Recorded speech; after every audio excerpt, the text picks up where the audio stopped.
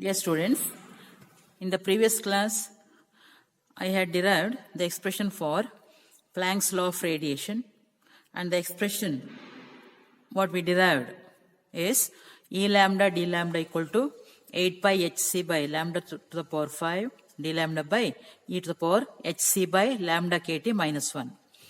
And this Planck's law of radiation is successful in explaining the black body or the distribution of energy of the black body radiation at all wavelengths. It was successful in explaining the variation in or distribution for shorter wavelengths as well as the longer wavelengths. Now, let us derive Wien's distribution law from Planck's law. Wien's law was successful only for shorter wavelengths. Now, to get the Wien's law from Planck's law of radiation, consider the expression for Planck's law of radiation. Wien's law, it is true for shorter wavelengths. So here lambda is very small compared to hc by kt, say. Let lambda be very small compared to hc by kt. In that case, this term hc by lambda kt becomes very large compared to 1. hc by lambda kt is too long or too greater compared to 1. So that e to the power hc by lambda kt also very much large compared to 1. Then if you substitute that one here, this minus 1, this 1 can be neglected, so that this expression reduces to this form. That is, take this term to the numerator, e power minus hc by lambda kt d lambda. This is nothing but Wien's distribution law. This is how we get Wien's distribution law from Planck's law. And one more law proposed or derived for the explanation of distribution of energy in a black body was by Rayleigh and Jeans, called Rayleigh-Jeans law. Now, to get Rayleigh-Jeans law from this Planck's law, again, consider the expression for Planck's law of radiation.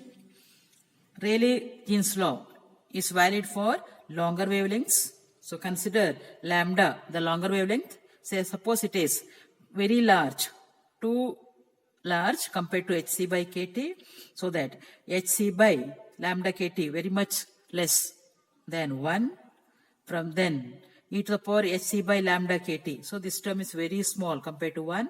Then if we expand this one as this, and by neglecting the higher terms, we get e to the power hc by lambda kt as 1 plus hc by lambda kt. Substituting this one in Planck's law of radiation, see here, substitute.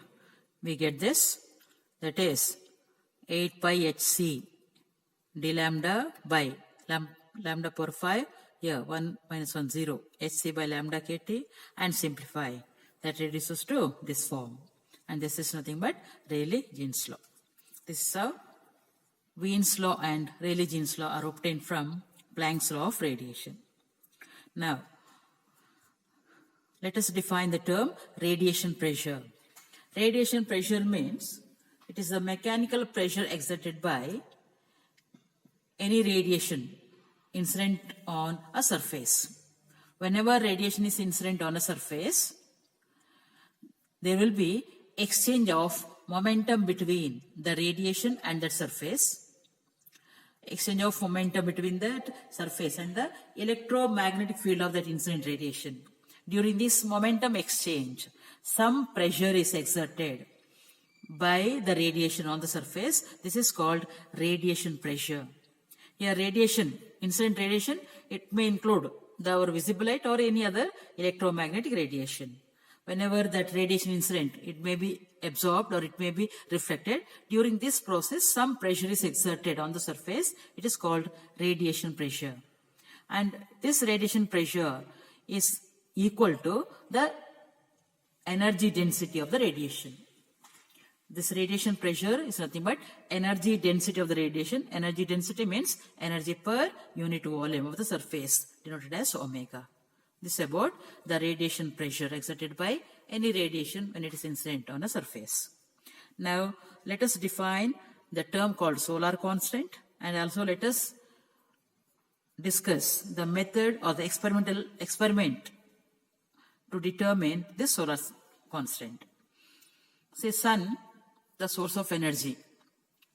The interior portion of the sun, it is called as the photosphere, which is very hot, which is surrounded by the comparatively cooler atmosphere of gas, envelope of gas called chromosphere.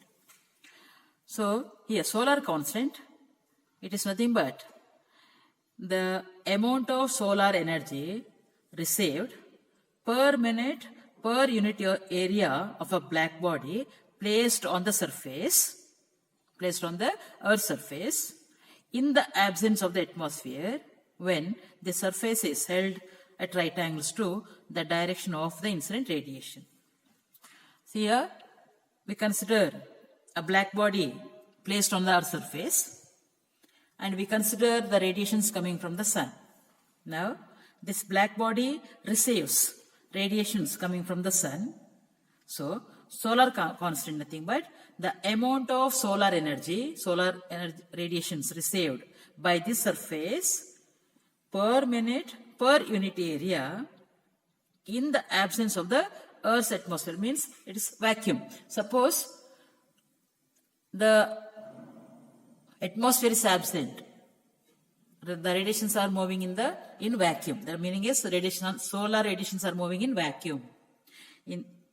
And here the surface is held normal or at right angles to the incident radiation.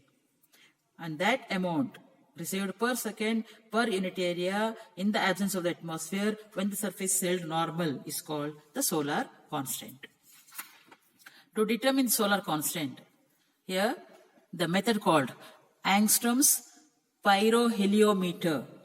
This instrument is used to determine the solar constant.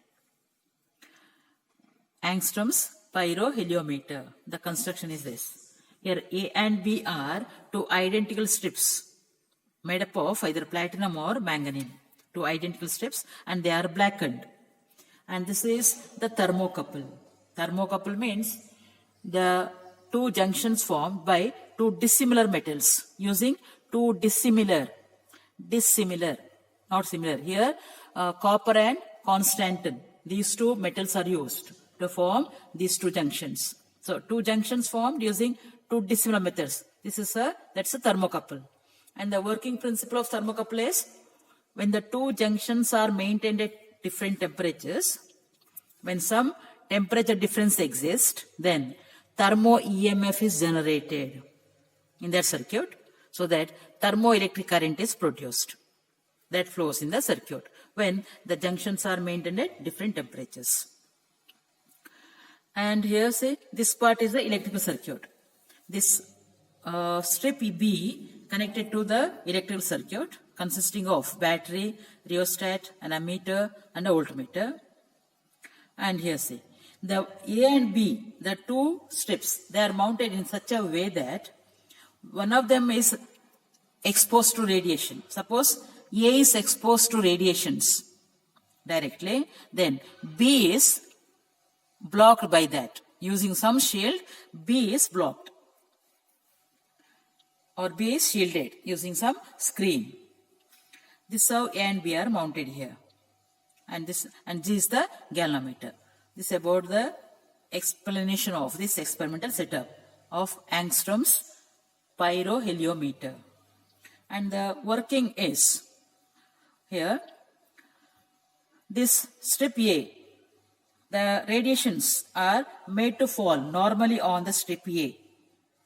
Now, the strip A gets heated up so that temperature difference occurs. Temperature difference between these two junctions occurs.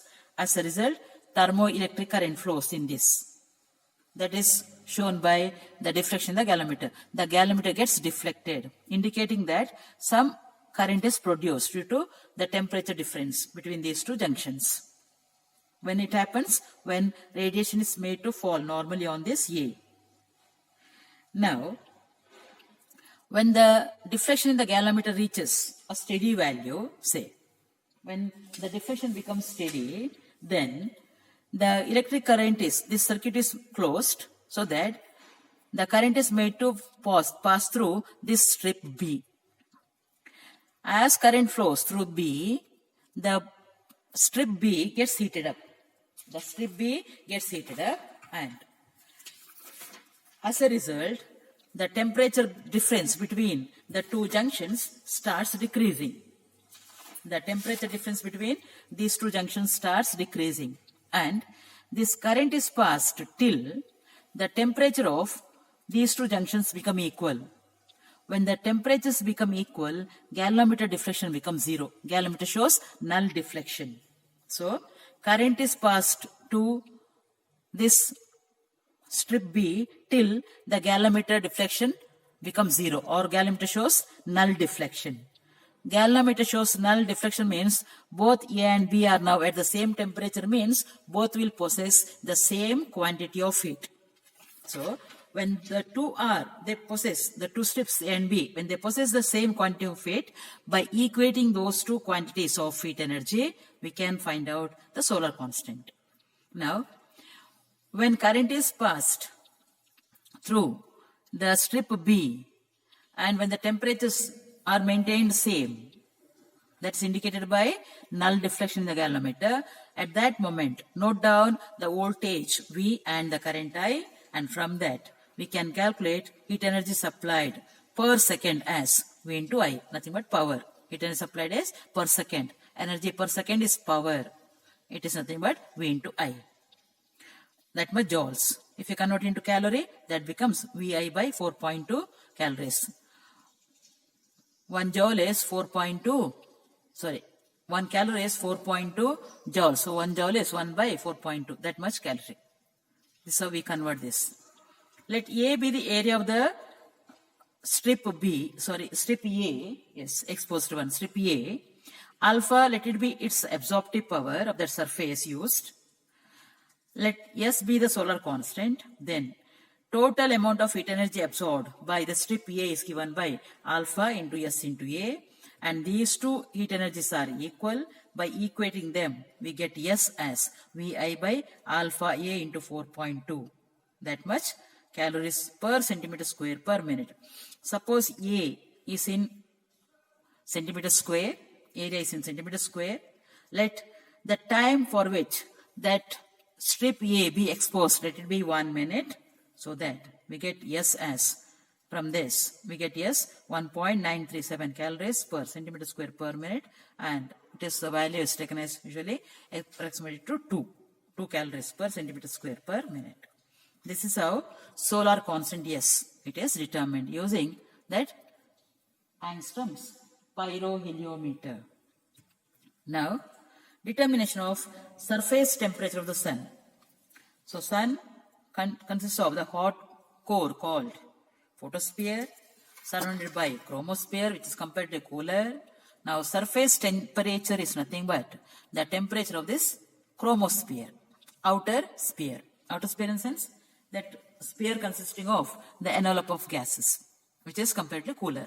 It is surface temperature.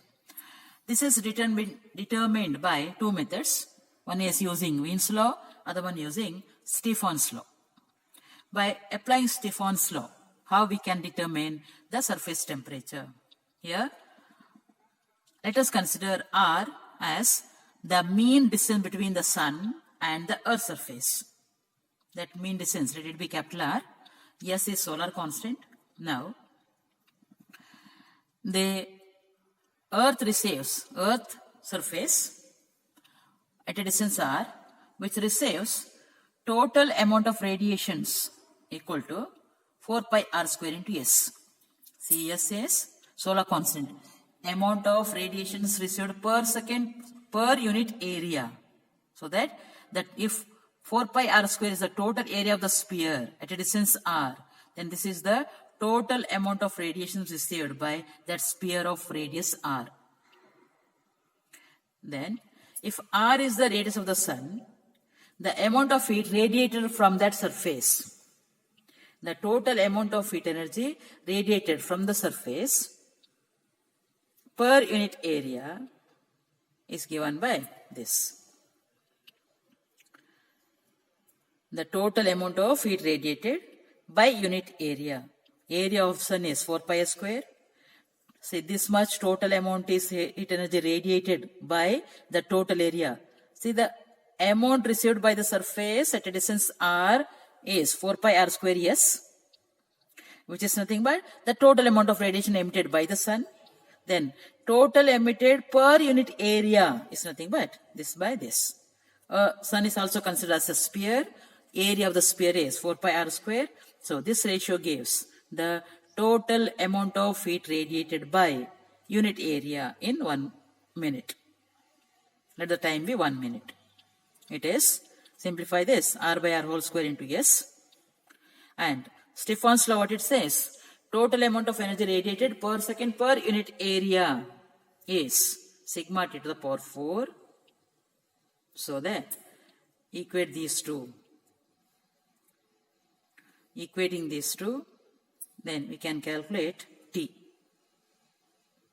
given by r by r whole square s by sigma whole to the power 1 by 4. So here, see here both the time are taken, unit time is taken as minute. So there is no problem. Here both the time are taken as minute. So when we take the ratio, it gets cancelled so that we get the solar constant in per minute. And this is how T is determined. Now using Wien's law. What is Wien's law? Wien's displacement law. Wien's law is Wien's displacement law. Lambda m T equal to constant. Centimeter Kelvin 0.287. If you convert centimeter into meter, you get that constant as 2.87 10 to the power minus 3. We take that constant as B equal to this much. This is Wien's law. And it is found that wavelength of the radiation coming from the sun, what we consider the visible spectrum, for which the energy emitted is maximum corresponding to the wavelength 490, nothing but violet color, wavelength 490 nanometer. So that from this T is 2.87 10 to the power minus 3 by lambda m. Substitute lambda m as 490 nanometer, 490 10 to the power minus 9. If you simplify, the value comes out to be 5857 Kelvin, this much Kelvin. This is how we can estimate the surface temperature of the sun using Wien's law. And these are the two methods to find out surface temperature. With this, I stop here.